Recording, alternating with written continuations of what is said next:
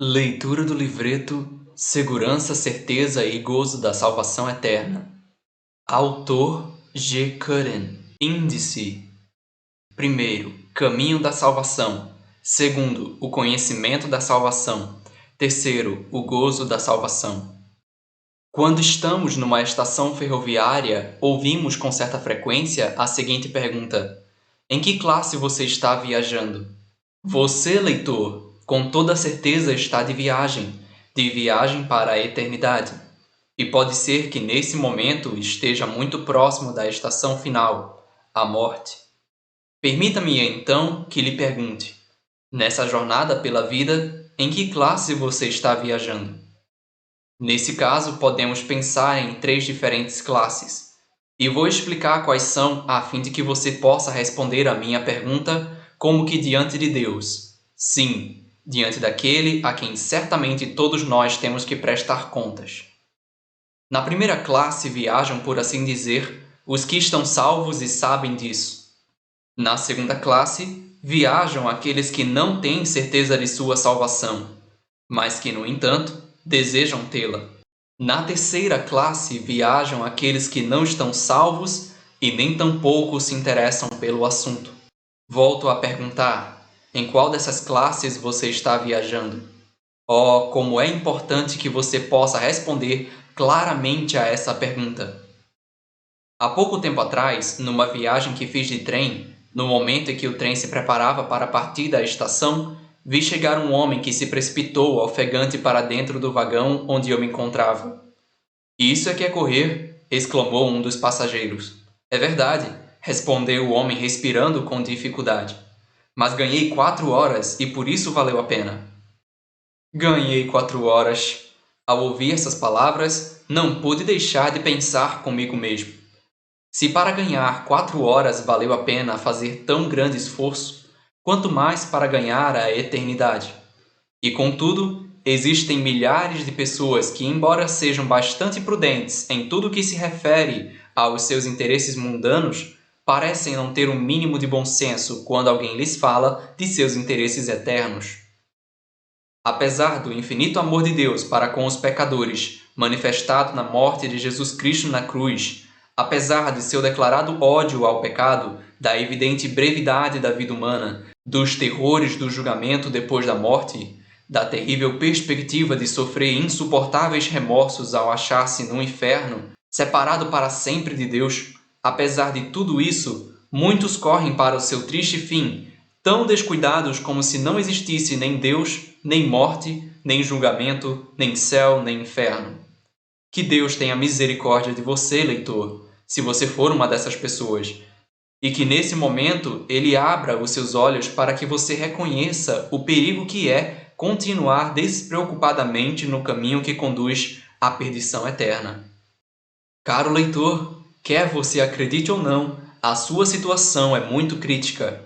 Não deixe, portanto, de enfrentar o quanto antes a questão da eternidade e do destino que você terá nela, pois qualquer demora poderá ser fatal.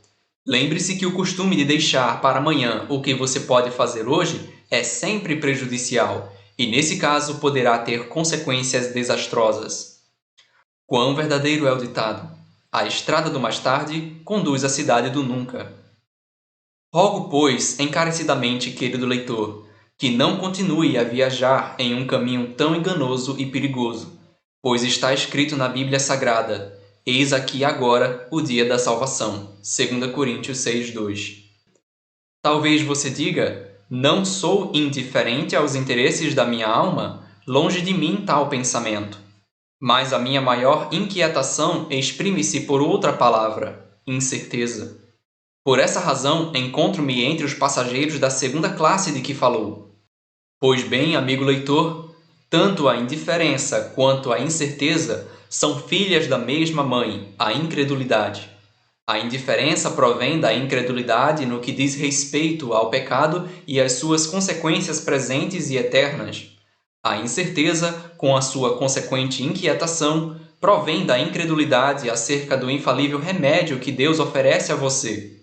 Ora, essas páginas são dirigidas especialmente àqueles que, como você, desejam ter a completa e incontestável certeza da salvação.